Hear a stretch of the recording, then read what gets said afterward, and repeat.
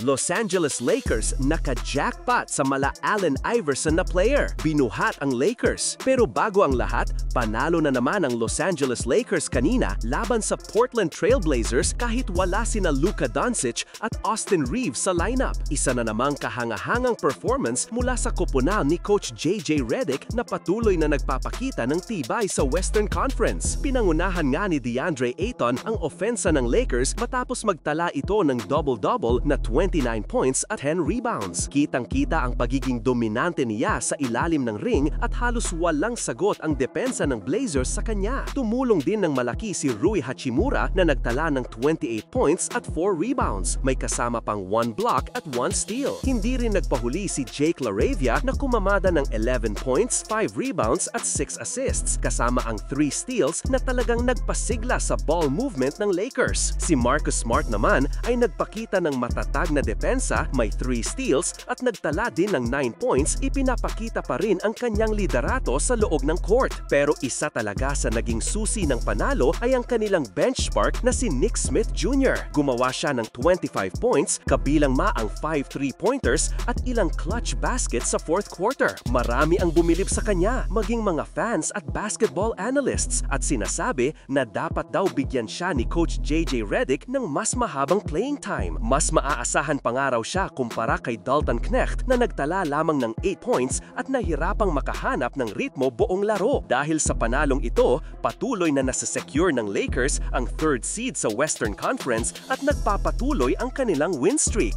Samantala, dito naman tayo kay Ja Morant. Sa nagdaang laro ng Memphis Grizzlies kontra Toronto Raptors ay spectator mode lamang si Morant matapos siyang isuspande ng Grizzlies management. Ang dahilan daw ay ang pagsagot niya ng babala at balagbag sa mga coaches, pati na rin ang ilang mainit na sagot niya sa mga interview. Isang malaking issue ito dahil siya ang franchise star ng koponan. Ayon kay Shams ng ESPN, hindi nagugustuhan ni Morant ang rotasyon ng kanilang bagong head coach kahit pa siya ang nangunguna sa minuto sa buong team. Ibig sabihin, kahit maraming oras siya sa court, hindi pa rin siya kontento kung paano siya ginagamit sa sistema. Natural na magdulot ito ng tensyon sa loob ng locker room, lalo na kung malaking personalidad ang sangkot. Dagdag pa ni Shams, maraming teams ang nakaabang o minomonitor ang sitwasyon ni Morant at ng Grizzlies. Interesado silang malaman kung saan patungo ang relasyon ng dalawang panig, lalo't bumabagsak ang value ng dating Rookie of the Year. Kapag humingi siya ng trade, sigurado raw na maraming team ang titingin sa kanya. Ngulit ang problema, hindi na raw siya makakatanggap ng ganong kalaking offer gaya ng kontratang ibinigay sa kanya ng Memphis. Ito ay dahil sa sunod-sunod na issues niya sa labas ng court, kasama na ang mga account issues, suspensions, at ilang kontrobersya. Naging malaking bahid ito sa imahe niya bilang star player, kaya kahit gusto siyang makuha ng iba, nagdadalawang isip sila sa risk. Pero ayon pa rin kay Shams, isa sa mga pinaka-interesadong teams ay ang Minnesota Timberwolves. Wala silang tunay na starting point guard ngayon. May Mike Conley sila, ngunit 38 years old na ito at mas angkop sa bench role. Kung makukuha nila si Morant, tiyak na magkakaroon si Anthony Edwards ng isang malaking katulong, isang dynamic duo na maaaring magdala sa kanila sa mas mataas na level sa Western Conference.